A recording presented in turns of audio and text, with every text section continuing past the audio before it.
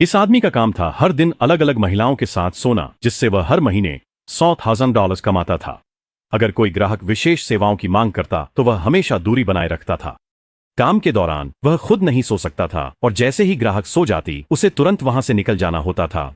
वह एक बेहतरीन कर्मचारी था क्योंकि उसके साथ हर ग्राहक 5 मिनट के भीतर ही सो जाती थी। एक दिन वह एक ऐसी ग्राहक से मिला जिसने उसकी करियर की दिशा बदल दी। उस महिला ने उसे 4 घंटे की सेवा के लिए बुक किया था। जब वह सो रही थी उसने उससे करवट लेने के लिए कहा और उसे सुलाने की कोशिश की, लेकिन वह जानबूझकर उसके और करीब आ गई।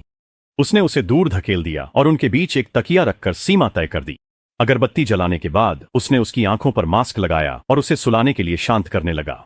लेकिन जो उसने कभी नहीं सोचा था वह यह था कि पहली बार वह किसी ग्राहक के घर पर ही सो गया। यह कंपनी के नियमों का उल्लंघन था। महिला से माफी मांगने के बाद वह जल्दी से कंपनी वापस चला गया। उसकी हैरानी की बात यह थी कि उसके बॉस ने उसे डांटा नहीं, इसके बजाय उसके बॉस ने उसकी तारीफ की।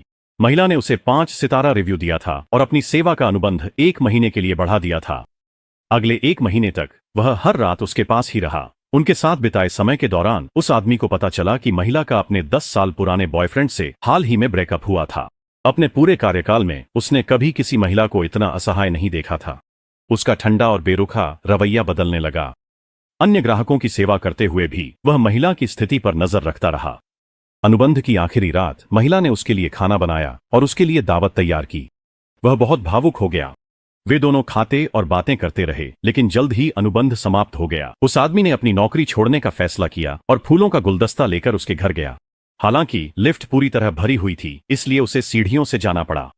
जब वह उसकी मंजिल पर पहुंचा तो उसने देखा कि महिला ने अपने पूर्व प्रेमी का शादी का प्रस्ताव स्वीकार कर लिया था। तभी उसे एहसास हुआ कि वह तो बस एक मूर्ख ही था।